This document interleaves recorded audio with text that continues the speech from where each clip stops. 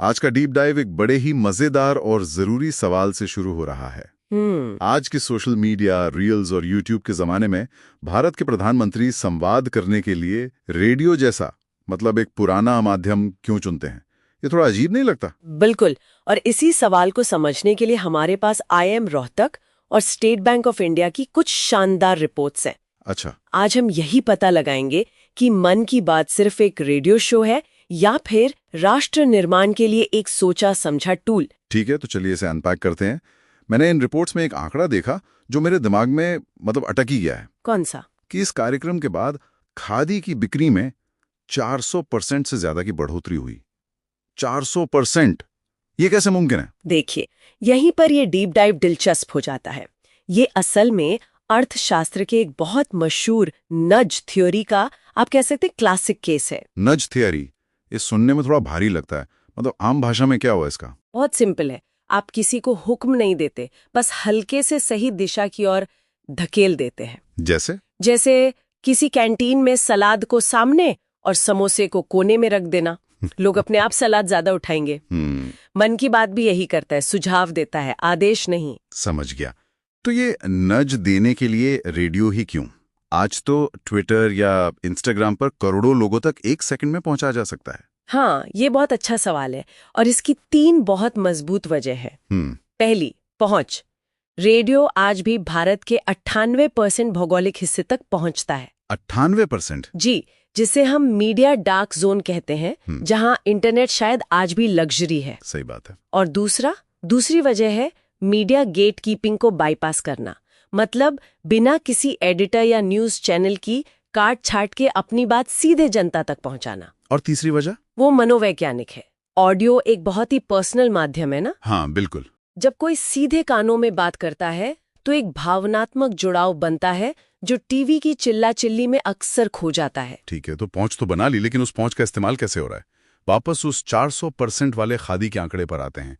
ये नच काम कैसे किया? प्रधानमंत्री ने एक सिंपल सा नारा दिया, khadi for nation, khadi for fashion. अच्छा, खादी फॉर फैशन। हाँ, इससे खादी की पूरी इमेज बदल गई। जो पहले सिर्फ नेताओं की पोशाक मानी जाती थी, वो अब युवाओं के लिए एक स्टाइल स्टेटमेंट बन गई। इसी नज का असर हमने भारतीय खिलौना उद्योग पर भी देखा। वोकल फॉर लोकल की एक अपील ने खिलौनों का आयात कम कर दिया और हमारा निर्यात $96 मिलियन से बढ़कर $326 मिलियन तक पहुंच गया। खिलौनों के अलावा क्या किसी और छोटे या अनसुने सेक्टर पर भी ऐसा ही असर पड़ा है? हाँ, बिल्कुल। स्वीट रेवोल्यूशन यानी शहद उत्पादन को ही ले लीजिए। अच्छा। मधुमक्खी पालन को बढ़ावा देने की बात हुई और भारत के शहद उत्पादन में 60% की बढ़ोतरी हो गई। ये दिखाता है कि ये एक छोटी सी अपील कैसे लोगों के आर्थिक व्यवहार को बदल सकती है। ये तो कमाल है। ये सिर्फ एक भाषण नहीं बल्कि एक तरह की इकोनॉमिक स्ट्रैटेजी भी है। लेकिन क्या इसका असर सिर्फ बाजार पर हो रहा है या समाज पर भी?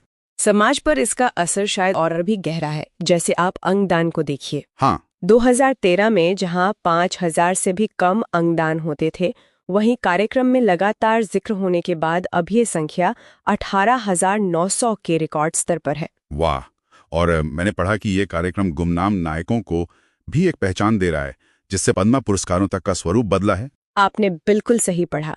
अब पद्म पुरस्कार सिर्फ जाने माने चेहरों को नहीं, बल्कि जमीनी स्तर पर काम करने वाले असली हीरो को मिल रहे हैं। जैसे सूरत के उस सुरक्षा गार्ड जितेंद्र सिंह राठौड़ की कहानी। जी।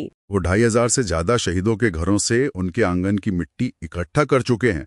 ये कहानी सुन के तो रोंगटे खड़े हो जाते हैं। सही कहा। कार्यक्रम में उनका जिक्र होने के बाद वो पूरे देश के लिए एक मिसाल बन गए। ये दिखाता है कि देश सेवा के लिए वर्दी नहीं, जज्बा चाहिए। बिल्कुल, जज्बा। तो इसका कुल मतलब क्या निकलता है? इन रिपोर्ट्स के आधार पर मन की बात सिर्फ एक रेडियो शो नहीं है। नहीं, ये एक सामाजिक मनोवैज्ञानिक अभियान है जो सॉफ्ट पावर का इस्तेमाल कर लोगों की आर्थिक और सामाजिक आदतों को धीरे धीरे बदल रहा है। बिल्कुल, ये इस बात का एक शक्तिशाली उदाहरण है कि कैसे एक संचार माध्यम का उपयोग सिर्फ राजनीतिक लोकप्रियता के लिए नहीं, बल्कि देश के सामाजिक आर्थिक ताने बाने में ठोस और सकारात्मक बदलाव लाने के लिए भी किया जा सकता है। तो ये डीप डाइव एक महत्वपूर्ण सवाल के साथ हमें छोड़ जाता है।